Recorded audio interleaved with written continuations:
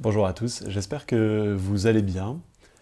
Voilà, encore, encore un dimanche ensemble. Voilà, faute de mieux, nous nous voyons par écran interposé. Mais voilà, c'est toujours un plaisir de vous avoir le dimanche. Et j'espère que c'est réciproque. Aujourd'hui, on a entendu, on entend ou nous entendrons, hein, selon le moment où nous regardons cette vidéo et où nous lisons l'Évangile, la parabole de Jésus qui nous dit je suis la porte des brebis. Et justement, je trouvais qu'aujourd'hui, l'occasion était peut-être venue de donner quelques lumières, quelques éclairages pour savoir comment peut-on lire une parabole. Alors parfois c'est assez simple, c'est toujours des textes en fait qui nous marquent, hein. Le Seigneur a utilisé des images qui parlaient, le grain de sénévé, le bon grain est livré, le fils prodigue, voilà, ce sont des textes qui nous parlent, qui résonnent. Mais quand on a passé l'histoire générale, lorsque l'on creuse un petit peu, on est parfois un peu perdu. Et justement, si parfois Jésus nous donne les explications, parfois il ne les donne pas, ou parfois les explications ne nous satisfont pas tout à fait, ou rendent le propos encore plus complexe, parce qu'il soulève des questions qu'on n'avait même pas envisagées. Bref, aujourd'hui, j'aimerais vous proposer, à l'occasion de ce texte, 3 questions. Elles sont complètement arbitraires, mais 3 questions pour comprendre, qu'on peut se poser après avoir bien lu le texte que nous propose le Seigneur, après avoir bien lu le récit imagé. 3 questions pour nous permettre d'aller plus avant et de comprendre un peu mieux ce que justement le Seigneur veut nous dire par ce texte. Comme je le disais, ces questions sont arbitraires, on peut en trouver d'autres. Ça n'épuise évidemment jamais le texte de l'Évangile, qui dépasse toujours nos considérations. Alors, ces 3 questions sont qu'est-ce que ça m'enseigne sur le Christ? Qu'est-ce que ce texte m'enseigne sur le but, ce vers quoi je tends? Et troisième question, comment est-ce que j'y parviens? Comment est-ce que je parviens à ce but? Comment est-ce que je chemine vers ce but? Donc on a un aspect qui concerne la personne de Jésus, un aspect un peu plus dogmatique. Il y a un aspect sur la fin, sur pourquoi est-ce que je fais ça avec Jésus. Donc ça c'est voilà, c'est sur la fin ultime de l'homme, hein. Attention aux mots techniques, on parle de sens anagogique, voilà, c'est la fin des temps. Et surtout, comment j'y vais. Et ça, en fait, c'est concrètement la vie morale, en fait, hein. Qu'est-ce que ça m'enseigne sur ma manière de vivre en chrétien? Alors, par exemple, on pourrait appliquer ces 3 questions à notre texte d'aujourd'hui, hein. Qu'est-ce que ce texte de Saint Jean m'enseigne sur la personne de Jésus? Tout d'abord, on nous dit qu'il est la porte, qu'il est, on le sent, hein, c'est lui le bon pasteur, même s'il le dira juste après. Mais il est vraiment la porte, c'est lui qui connaît ses brebis le connaissent, il écoute leur voix, et surtout il les conduit, c'est lui qui les conduit vers les pâturages. Et nous verrons que c'est intéressant pour répondre à la deuxième question. Et un autre point essentiel qui est, je trouve, très éclairant sur l'identité de Jésus dans ce texte, c'est qu'il nous dit que le pasteur marche devant ses brebis. Et alors je ne suis pas un très grand connaisseur, hein, du système ovin, mais il me semble qu'un berger marche plutôt derrière. Et il se trouve que là, Jésus nous parle d'un berger qui marche devant, et en fait c'est une image, c'est une explication de sa résurrection. Parce qu'il est le premier-né d'entre les morts, c'est lui le premier ressuscité, c'est lui qui va ouvrir le chemin pour qu'on puisse ressusciter à sa suite. Voilà, vraiment, à très gros traits, c'est même grossier d'aller aussi vite, mais ce que nous enseigne le texte sur l'identité de Jésus. Alors ensuite, qu'est-ce que ça nous enseigne sur le but poursuivi? Je l'ai dit, où nous conduit le pasteur qu'est Jésus, il nous conduit vers les verts pâturages. Hein, c'est ce que nous avons entendu dans le psaume, « Le Seigneur est mon berger, je ne manque de rien, il me conduit vers des prés d'herbes fraîches et me fait reposer. » Et ça, c'est rien de moins qu'une figure du paradis. On est appelé à vivre dans les verts pâturages, à vivre en harmonie avec Dieu, En fait, c'était le projet de départ, hein. Vous vous souvenez, hein, en Genèse 1 et 2, c'est ça qui était prévu, hein, vivre au milieu d'un jardin avec Dieu.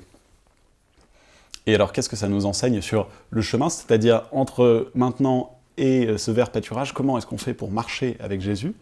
Eh bien, l'enseignement de ce texte, c'est justement, ce texte-là nous dit eh bien, qu'il se fait en Église, hein, parce que ce bercail, cet endroit dont le Christ est la porte et dans lequel entrent les pasteurs, c'est l'Église. Hein, et on chemine avec le troupeau, et il ne s'agit pas d'avoir une brebis ou deux, toutes les brebis sont là. Et donc on marche en Église, et on entre dans l'Église en passant par Jésus, et seulement en passant par Jésus. Hein. Ceux qui ne passent pas par Jésus, ce sont des voleurs, des gens qui cherchent à faire du mal aux brebis. Et c'est justement cet aspect qui est important aussi sur la marche et sur notre vie concrète dans l'Église, c'est qu'il y a un aspect de combat, et que tout au long de notre vie, nous aurons parfois à rencontrer, nous serons placés face à des personnes qui sont passées pour des pasteurs, qui sont passées pour des gens qui connaissent le Christ, mais qui justement ne sont pas passés par la porte qu'est Jésus. Et je trouve que ce texte-là est éloquent. L'Église, le bercail, c'est pas un petit entre-soi bien sécure, c'est un lieu de combat. Voilà. C'est un lieu de combat, c'est pas un moment où on est bien tout au chaud. Non, c'est un lieu pour la lutte. Et on lutte ensemble. On retrouve ces trois aspects dans d'autres paraboles. Je prends comme ça, par exemple, la parabole des vierges sages et des vierges folles. L'enseignement sur le Christ, c'est que le Christ peut revenir à tout moment.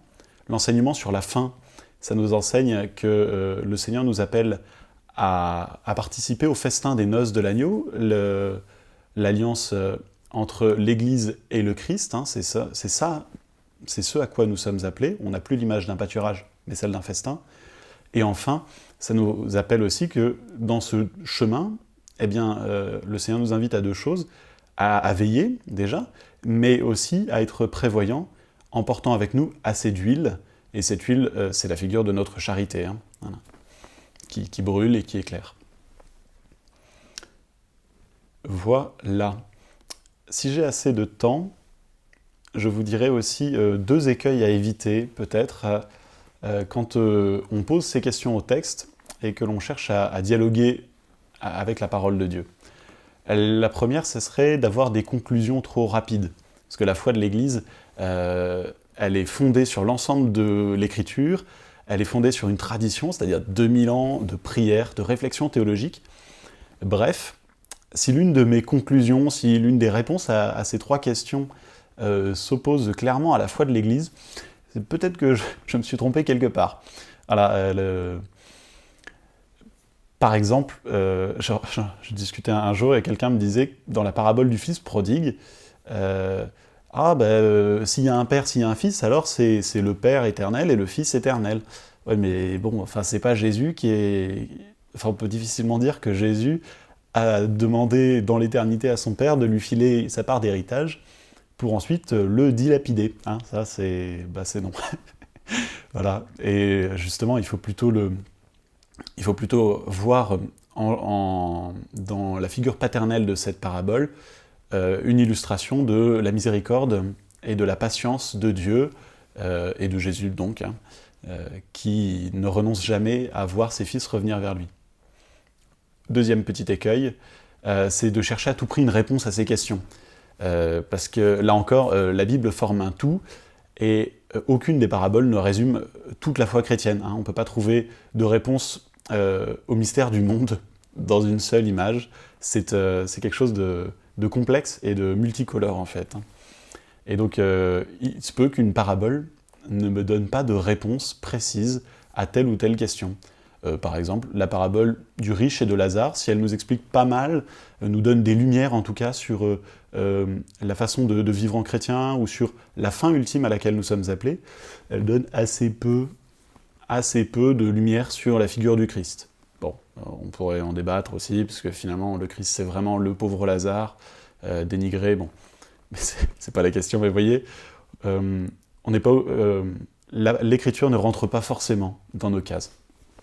Voilà, j'ai été beaucoup trop long, 2 fois plus long que d'habitude.